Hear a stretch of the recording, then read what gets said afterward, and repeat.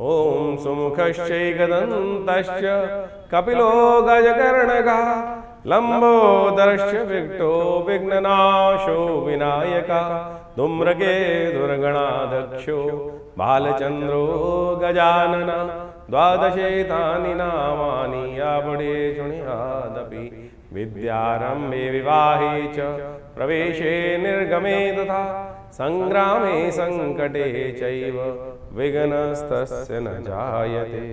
तो कर्क राशि वालों, आपकी राशि के दृष्टिकोण से ये भी समझ लीजिए कि आने वाले 4 जून को ग्रह नक्षत्रों का योग किस प्रकार का दिखाई देता है। बुधवार का दिन, नवमी तिथि, ज्येष्ठ के शुक्ल पक्ष की नवमी है और साथ साथ उसमें महेश नवमी का सुंदर योग बन रहा है। भगवान शिव का सुंदर स्तवन करने का दिवस दिखाई देता है। इस दिन ग्रह नक्षत्रों के हिसाब से परिवर्तन का योग बन रहा है और अच्छा साहस में वृद्धि होने के योग दिखाई देते हैं। कई प्रकार से ग्रह नक्षत्रों के दृष्टिकोण से ये समय आपके लिए उचित दिखाई दे रहा है। सही दिशा में यदि कार्य कर लें, थोड़ा स्वार्थी बन के अपने कार्यों को सिद्ध करने की तरफ जाएंगे तो बहुत सारे कार्यों की तरफ सफलता प्राप्त करने के योग कई प्रकार से ग्रह नक्षत्रों दृष्टिकोण से बनते दिखाई दे रहे हैं। एक बार ध्यान रखिएगा, विशेष तौर पर इन दिनों बृहस्पति का ग्रह गोचर आपके लिए बहुत ज़्यादा शुभ नहीं है, इसलिए अपने ज्ञान की बजाय थोड़े से अच्छे गुरुजन के ज्ञान का सहयोग लेने का प्रयास करना चाहिए। नहीं तो आपके बारे में लोगों के समाज में कई लोग आपके बारे में भ्रांति पा सकते हैं। आप किस प्रकार के सच्चे कार्य कर रहे हैं लोगों को नहीं पता चलेगा, लेकिन वो आपके बारे में नेगेटिव बात ज़्यादा मनोमस्तिष्क में रख सकते हैं। तो इस बात का आपको थोड़ा ध्यान रखते हुए कार्य करने की ज़रूरत है। 5 तारीख की बात कर लेते हैं। कर्क राशि वालों के लिए ग्रह नक्षत्रों के दृष्टिकोण से क्या ग्रह योग बन रहा है। पंचांग के दृष्टिकोण से उस दिन दशमी तिथि है, ज्येष्ठ के शुक्ल पक्ष की और साथ साथ बृहस्पतिवार का अवसर, बड़ी शुद्ध तिथि है और ग्रह नक्षत्रों के दृष्टिकोण से बहुत विशेष योग बनता दिखाई दे रहा है। ग्रह नक्षत्रों के दृष्टिकोण से ये योग आपके लिए ग्रह नक्षत्रों के दृष्टिकोण से ओवरऑल जो दिन हमारे हिसाब से दिखाई दे रहा है वो अच्छा दिखाई देता है। आगे बढ़ने के मार्ग प्रशस्त होते दिखाई दे रहे हैं, लेकिन धर्म की तरफ आपको अपनी आस्था दृढ़ रखने की ज़रूरत है। धर्म की तरफ जितना आस्था दृढ़ रखोगे उतना कल्याणकारी योग बनेगा। लेकिन ध्यान रखना, वाणी बहुत ज़्यादा संयमित रखने की ज़रूरत है। इन दिनों वाणी पर थोड़ा ज़्यादा ऐसा हो सकता है कि पता नहीं मुख से क्या निकल जाए, वाणी दोष बनता दिखाई दे रहा है। इसलिए जो भी बोले सोच समझ कर बोले। हम कहेंगे थोड़ा कम बोलने का प्रयास करें, वो आपके लिए अच्छा रहेगा। थोड़ा विचार एकदम जल्दीबाजी में ना दें। कई बार क्या होता है, सबसे बड़ा आघात जो होता है ना वो वाणी का ही होता है। तो ऐसे में बहुत संयमित होकर कार्य करने की ज़रूरत आपके लिए दिखाई देती है। तो कर्क राशि के अनुसार से आपको समझ लेना चाहिए कि आपकी राशि के अनुसार से कौन सा ग्रह योग बन रहा है। तो इसी श्रृंखला में 6 तारीख के लिए जो ग्रह योग बन रहे हैं वो भी समझ लीजिए। 6 जून के दिन शुक्रवार का अवसर, एकादशी तिथि है और साथ साथ ग्रहों का परिवर्तन का योग बन रहा है। इस दिन बुध जो है वो मिथुन राशि में प्रवेश करेंगे। बुध जो है वो विशेष तौर पे कई दिनों से उठापटक के योग बन रहे थे, उदय अस्त के योग बना रहे थे। कई प्रकार से ग्रहों नक्षत्रों का योग परिवर्तन की तरफ जा रहा था और बुध अब जिस प्रकार से परिवर्तन करके अपने ही घर में आ गए, अपनी राशि में प्रवेश कर रहे हैं, ये बड़ा महत्वपूर्ण रहेगा आपकी राशि के दृष्टिकोण से। साथ साथ इस दिन ग्रह नक्षत्रों के दृष्टिकोण से एक और परिवर्तन का योग बना है, चंद्रमा परिवर्तन की तरफ जा रहे हैं और ये चंद्रमा का परिवर्तन आपकी राशि के दृष्टिकोण से अच्छा ही है, खराब नहीं है। चिंता ना करें, सामर्थ्य अच्छा रहेगा। आज के दिन ग्रह योग आपके लिए पूरी तरह से ओवरऑल पॉजिटिव रहते दिखाई दे रहे हैं। लेकिन ध्यान रखना, कहीं ना कहीं आपके कार्यों के द्वारा बुध का ये परिवर्तन आपकी राशि के दृष्टिकोण से इस वक्त बहुत अच्छा नहीं कहा जा सकता। लोग इस वक्त आपको साइडलाइन करने का प्रयास कर सकते हैं। आपके कर्मों का, आपकी मेहनत का फल शायद आपको पूर्ण प्राप्त करने का योग जब बनकर आ रहा हो तो उसमें कहीं ना कहीं आपका नाम कट सकता है। तो ऐसे में आपको विशेष तौर पर अपना दखल जरूर देने की जरूरत करना चाहिए, नहीं तो लोग साइडलाइन करने का आपको प्रयास कर सकते हैं। तो कर्क राशि वालों, आपने अभी समझा कि आपकी राशि के दृष्टिकोण से विभिन्न दिनों में कैसे योग बन रहे हैं। 7 जून के ग्रह नक्षत्रों को भी आपको समझ लेना चाहिए। शनिवार का दिन है और ज्येष्ठ मास के शुक्ल पक्ष की द्वादशी तिथि है। इस बार द्वादशी तिथि थोड़ी वृद्धि की तरफ चली गई है। 2 दिन की द्वादशी का योग बन रहा है और ऐसे में ग्रहों का परिवर्तन का योग बहुत बनता दिखाई दे रहा है। आपकी राशि के दृष्टिकोण से आपकी राशि में पिछले काफ़ी लंबे समय से मंगल का पदार्पण हो रखा था और अब वो बदलने की तरफ जा रहे हैं। आपके द्वितीय भाव में मंगल का प्रवेश होगा करीब करीब सुबह 4:11 पर और ये परिवर्तन बहुत विशेष योग बनाता दिखाई दे रहा है। उसके साथ साथ उत्तरा भाद्रपद नक्षत्र के द्वितीय चरण में शनि महाराज भी प्रवेश करते दिखाई दे रहे हैं। ये दोनों के दोनों महत्वपूर्ण परिवर्तन आपकी राशि के अनुसार से बहुत महत्वपूर्ण रहेंगे, नया उत्साह वर्धन करते दिखाई देंगे। साथ साथ मंगल का ये परिवर्तन तो बहुत महत्वपूर्ण है, ये आपके कई मामलों में लाभ देने के योग बना सकता है। ऐसे में जिनको कई बार शक रहता है, समस्याएं रहती हैं कि हमारे यहाँ धन रुकता नहीं है। तो ऐसे में सेविंग्स बढ़ने की, ये मंगल का यहाँ परिवर्तन होने से कुटुंब परिवार में सेविंग्स बढ़ने के योग, बैंक बैलेंस बढ़ने के योग भी बनते दिखाई देंगे। शायद किसी न किसी मामले में थोड़े से आप, ऐसा हो सकता है कि धन के मामले में थोड़े से रिजर्व हो जाए कि पैसे को खर्च करने में, जैसे बंदर विशेष तौर पर शीशे को बांध के रखता है, कहा जाता है कि इस प्रकार का योग बन सकता है कि यानी पैसे को थोड़ा सा रोकने में आप सक्षमता प्राप्त करने के योग बना सकते हैं। चंपक द्वादशी का सुंदर योग बन रहा है। भगवान विष्णु की सुंदर आराधना करें, भगवान विष्णु का सुंदर पूजन करें, कल्याणकारी योग बनते दिखाई देंगे। ऐसे में दृष्टिकोण से आपके लिए 8 तारीख का दिन रविवार का ग्रह नक्षत्र बन रहा है। कर्क राशि वालों के लिए द्वादशी तिथि वृद्धि की तरफ जा रही है और साथ साथ त्रयोदशी का योग बनेगा, तो रवि प्रदोष का योग बन गया है। ऐसे में इन ग्रह नक्षत्रों के दृष्टिकोण से ओवरऑल ग्रह नक्षत्र आपके लिए अच्छे दिखाई देते हैं। थोड़ा स्वास्थ्य के मामले में ध्यान रखने की ज़रूरत है। और इस दिन सूर्य भी विशेष तौर पर परिवर्तन की तरफ जा रहे हैं। सूर्य रोहिणी से निकलकर मृगशिरा नक्षत्र में प्रवेश कर जाएंगे और जो मंगल का नक्षत्र है, तो यानी ये सूर्य का जो नवताप का दिन चल रहा था, रोहिणी नक्षत्र में सूर्य अपने भयंकर स्वरूप में अग्नि की वर्षा करते दिखाई देते हैं, वो सब परिवर्तन की तरफ जा रहे हैं। और ये परिवर्तन आपकी राशि के दृष्टिकोण से अच्छा है, महत्वपूर्ण है।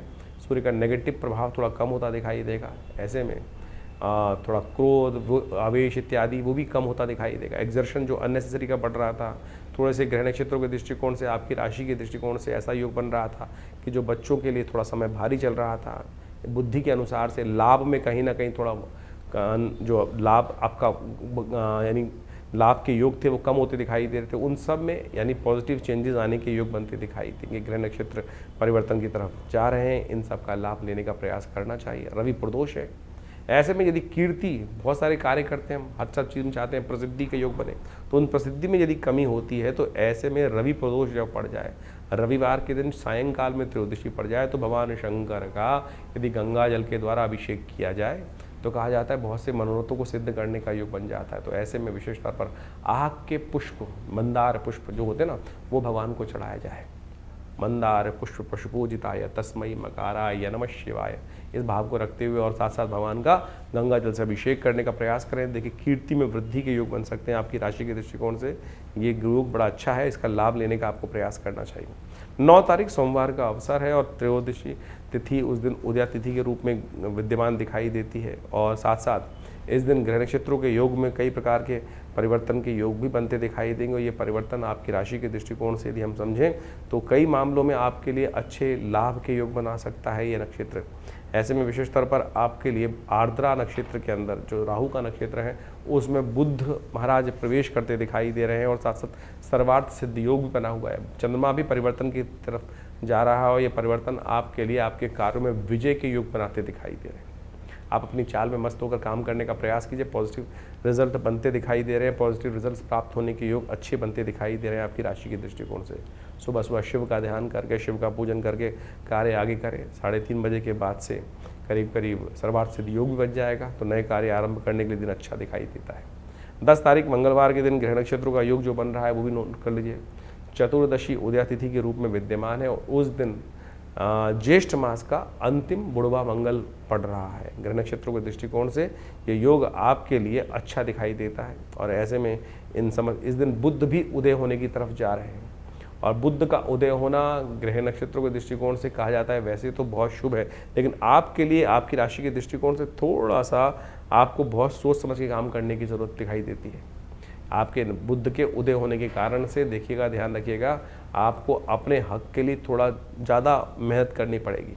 अपने कार्यों को दिखाने के लिए थोड़ा सा एक्सर्शन ज़्यादा करना पड़ेगा, नहीं तो लोग ऐसे बदमाश हैं जैसे दूध में से मक्खियाँ निकाल कर साइड में कर देते हैं ना, यानी पूरी मेहनत जो आपकी हो और लाभ आप एक जगह वो नाम ले जाए। जैसे बॉस बैठा हुआ है आपकी कंपनी में और काम आपने की, सब कुछ रिपोर्ट आपने बनाई, उसने अपने नाम से प्रेजेंट कर दी, ऐसी स्थिति बन सकती है। तो ऐसे में ध्यान रखिएगा कि किसी न किसी प्रकार से अपने को प्रेजेंटेशन देने के लिए, लाभ लेने के लिए आपको थोड़ा सा आगे बढ़ना पड़ेगा। इस दिन सत्य व्रत भी है, कोशिश करें भगवान विष्णु का सुंदर स्तवन करें। इस कलिकाल में समस्त रूप से कल्याण के युग बनेंगे। और साथ साथ बुढ़वा मंगल, अंतिम बुढ़वा मंगल, ज्येष्ठ के महीने में 4 की जगह 5 मंगल पड़े और ये 5 मंगल वैसे तो कई शास्त्र के ज्योतिष के दृष्टिकोण से उपद्रवकारी माने जाते हैं और हमने देखा कैसा कैसा विश्व में उपद्रव के योग लगातार चल रहे हैं, शांति है नहीं।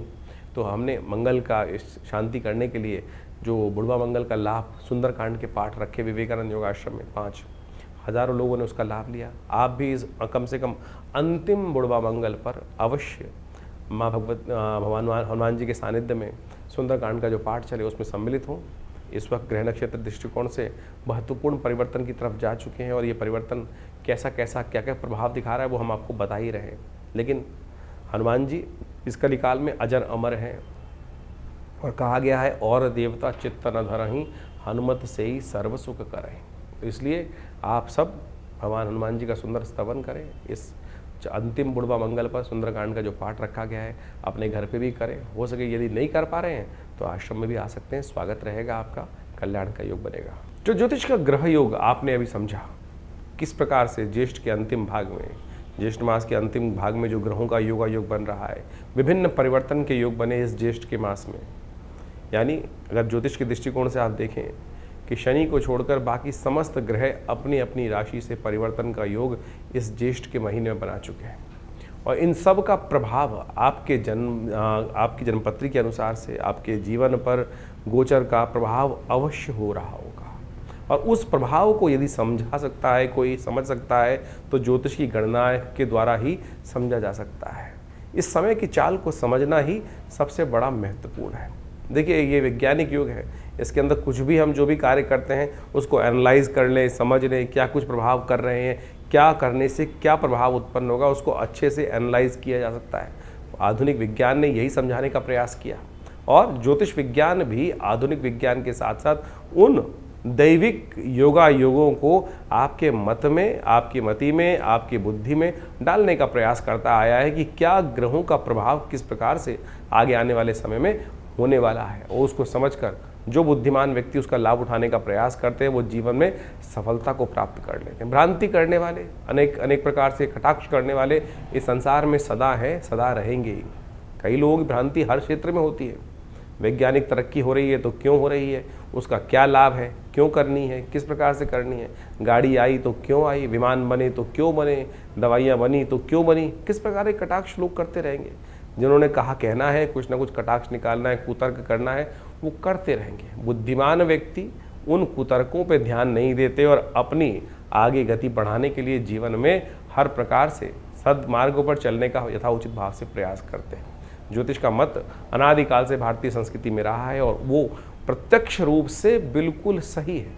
उसका प्रभाव समझने के लिए बहुत चीज़ों को समझना चाहिए और ज्योतिष के आचार्यों ने अनादिकाल से इस सुंदर व्यवस्था को, विज्ञान को जिस प्रकार से बनाया है, उसके जो गणित के भाग हैं वो आज भी बिल्कुल जो सटीक गणनाओं के अनुसार से निकलते हैं।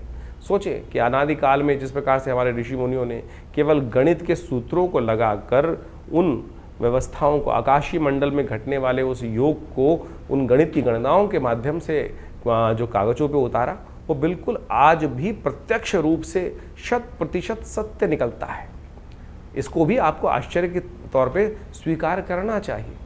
तो फिर कैसे विज्ञान नहीं है। तो तथाकथित तौर पर बहुत सारे लोग अनेक प्रकार से आपके मनोमस्तिष्क में विडंबनाएं उत्पन्न करने का प्रयास करेंगे। बुद्धिमान व्यक्ति अपने जीवन को सही राह पर डालने के लिए इस विज्ञान का लाभ लें और उससे कई बार ऐसी समस्या हो जाती है कि हम कई प्रकार से भ्रांति में फंस जाते हैं। अब ज्योतिष के अंदर एक कारण जानने का रास्ता बचा है कि जीवन में घटना क्यों घट रही है। ज्योतिष के अंदर जो योगा योग है उसको कर्म के द्वारा बदला जा सकता है। कि सैद्धांतिक तौर पे मान लीजिए आपकी जन्मपत्री में कई बार क्या होता है कि किसी कुंडली में बहुत अच्छे योग हैं, किसी कुंडली में बहुत खराब योग हैं, लेकिन फिर भी वो अच्छे योग कार्य नहीं कर रहे हैं और जो खराब योग हैं उनका प्रभाव जीवन में ना चाहते हुए भी हो रहा है। कारण क्या है? कारण है कर्म, सही दिशा में किया गया कर्म। यदि देखिए आपकी जन्मपत्री जो है वो पूर्व अर्जित कर्मों के अनुसार का कर्मों का लेखा जोखा है। जैसे आपने एक वर्ष में कार्य किया, उसके अंत में एक बैलेंस शीट बनाई और उस बैलेंस शीट के अनुसार से जो भी आपका लेखा जोखा कार्य किया गया उसका पूरा प्रभाव वहाँ दिखाई दे जाता है। बुद्धिमान सीए जो होंगे, ऑडिटर होंगे, उसको देख के समझ जाएंगे कि इस व्यक्ति ने किस प्रकार का, इस कंपनी ने कैसा कार्य किया है और आगे आने वाले में कंपनी किस प्रकार का कार्य करने के लिए रास्ता अपना सकती है। लेकिन यदि आने वाले समय में उस कंपनी ने, उस व्यक्ति ने कार्य ही नहीं किया, कर्म ही नहीं किया, सोया रहा या नुकसान के सौदे कर लिए, तो फिर क्या उसकी बैलेंस शीट, पूर्व की बैलेंस शीट जो है उसके ऊपर कोई चीज़ें इस प्रकार से दायित्व डाल सकते हैं। तो वही प्रभाव आपकी जन्मपत्री का है। कि आपकी जन्मपत्री जो जन्मकालीन समय में बनकर आई है वो पूर्व अर्जित कर्मों का लेखा जोखा लेके आई है। जिस दिन से आपका जन्म हुआ उस दिन से आपके ग्रह योगों के साथ साथ आपका कर्म जुड़ जाता है। आप कर्म किस दिशा में कर रहे हैं, यदि सदकर्म कर रहे हैं तो वो पुण्यों का भाव से आपके शुभ कर्म जो हैं वो आगे आकर आपके जीवन में सुख का पदार्पण कर देंगे। और यदि शुभ कर्म नहीं कर रहे हो, अशुभ कर रहे हो जन्म के बाद से, तो समझ लो फिर वो जो पाप प्रवृत्ति व्यक्ति की है वो कहीं ना कहीं कष्ट देने के योग बना लेती है। तो सैद्धांतिक तौर पे हम इस सिद्धांत को समझाने का प्रयास कर रहे हैं कि जो लोग समझते हैं कि डेस्टिनी डिफाइंड है, ऐसा नहीं है, चेंज कर सकते हैं आप अपने कर्मानुसार। तो ज्योतिष का ये प्रत्यक्ष प्रभाव, कई लोग सरेंडर कर देते हैं कि अगर मेरी कुंडली में दरिद्र योग है तो मैं दरिद्र ही रहूँगा। ऐसा नहीं है भाई, दरिद्र योग है तो उसको परिवर्तन कर कर आप उसको शुभ योग बना सकते हो। और अगर राजयोग है और आप कर्म नहीं करोगे, सोए रहोगे, शुभ उसका लाभ लेने का प्रयास नहीं करोगे, अशुभ कर्म करते रहोगे, तो फिर वो राजयोग सब समाप्त भी हो जाएगा, शुभ योग धन का योग समाप्त भी हो जाएगा, छन्नी भी बन जाएगा। तो ये आपको सही रूप से समझ लेना चाहिए कि ये सब कर्म का खेल है और कर्म के साथ आपका हर चीज़ जुड़ा हुआ है। शास्त्र में कहा गया ना, अवश्यमेव भोक्तव्यम कृतम कर्म शुभाशुभम। तो इसको हमें सत्य रूप से समझ लेना चाहिए। और अनेक प्रकार से रास्तों को समझाने के लिए शास्त्र में विभिन्न विभिन्न प्रकार के माध्यमों से उन सब सिद्धांतों को समझाया जाता है। और हम समझें कई बार कुंडली के अंदर बड़े प्रकार के दरिद्र योग बने हुए हैं, केमुद्रम योग हैं। लोग चाहते हैं, बड़ी विचित्र स्थिति है कि ज्योतिषी के पास आके लोग किसी भी विज्ञान पे जाते हैं, चमत्कार की बात करते हैं कि चमत्कार कर दीजिए बस कुछ। अरे भाई, चमत्कार नाम की चीज़ इस संसार में कुछ नहीं होती है। अगर आप चमत्कार ज़्यादा बात करोगे तो बहुत सारे लोग हर शाख पे इतने शातिर लोग बैठे हैं, वो कहीं ना कहीं आपको कष्ट में डालने के योग बना देंगे। तो इसलिए सबसे पहले अपने मस्तिष्क से, अपने विचारों से इस बात को हटा दीजिए कि चमत्कार कोई कर सकता है। सैद्धांतिक तौर पे कार्य किया जा सकता है, सैद्धांतिक तौर पे आपको कार्य समझा सकता है। हर चीज़ का प्रभाव है, क्या वो नग है, क्या वो मंत्र है, क्या वो दान है, क्या वो पुण्य है, किसी प्रकार से औषधि का उपयोग है, हर चीज़ का कहीं ना कहीं एक वैज्ञानिक विश्लेषण है। सैद्धांतिक तौर पे उसको समझा जा सकता है कि कैसे कार्य किया। अब इस कार्य को समझने में किसी को दिक्कत हो तो वो उसको चमत्कार का नाम दे देता है। तो इसलिए इस बात को सही समझ लें कि चमत्कार नाम की कोई चीज़ होती नहीं है। जिस चीज़ का वैज्ञानिक विश्लेषण हमको समझ में नहीं आ रहा है, प्रोसेस समझ में नहीं आ रहा है, तो हम उसको तथाकथित तौर पे चमत्कार की गणना में ला के खड़े कर देते हैं। तो इस तरह से आप अपने ग्रहों को सही से समझें। तो ज्येष्ठ का महीना जो हमने आपके समक्ष रखा, ये बहुत पुण्य आने वाला महीना है। इसमें निर्जला एकादशी, इस शास्त्र में कहा गया है कि केवल एक जल का दान, आपके धन के नहीं, जल का दान कहा गया।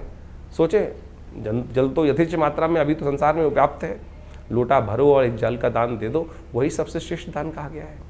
निर्जला एकादशी का सुंदर व्रत इस एकादशी इन ज्येष्ठ के मास में आता है। गंगा का पदार्पण इस ज्येष्ठ के मास में हुआ, जिसे गंगा दशहरा कहा जाता है। दशम पापम हरति दशहरा, केवल एक डुबकी मात्र उस गंगा जल में ले लेने से आपके समस्त अनेक कर्मों में किए गए जो कर्म है, दशम पापम हरति दशहरा, यानी समस्त पापों से निवृत्ति का मार्ग ये दशहरा केवल जल से स्नान करने से प्राप्त हो जाता है। तो सोचें कितना सुंदर भारतीय संस्कृति ने अपने शास्त्रों के माध्यम से उस सिद्धांत, जीवन के रहस्य को समझाने का प्रयास किया है।